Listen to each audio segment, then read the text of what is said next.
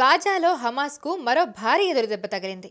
Hamas సాయుధ సంస్థ senior నాయకుడు ముహమ్మద్ సిన్వార్ ఇజ్రాయెల్ వైమానిక దాడుల్లో హతమయ్యారు.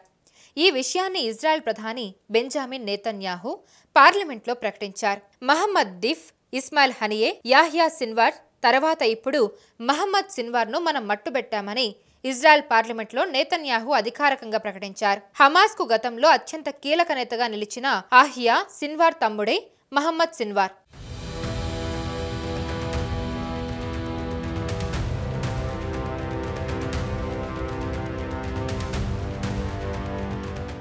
యాహ్యా సిన్వార్ మరణాంతరం మహమ్మద్ సిన్వార్ గాజాలో మిలిటరీ వింగ్, పొలిటికల్ కమాండ్ బాధ్యతలు చేపట్టాడు.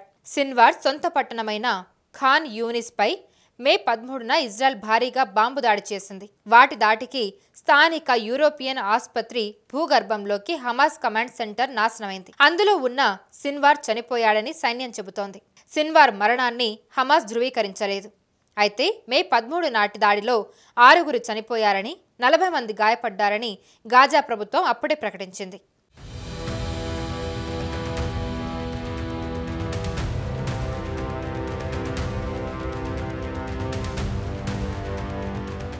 మహమ్మద్ ఇబ్రహీం హసన్ సిన్వార్ గాజాలోని ఖాన్ యూనిస్ శరణార్థి శిబిరంలో జన్మించాడు. హమాస్ తరపు సీక్రెట్ కార్యకలాపాలు నిర్వహిస్తున్న కారణంగా ఆయనను ది షాడోగా ఇజ్రాయెల్ అధికారులు చెబుతూ ఉంటారు.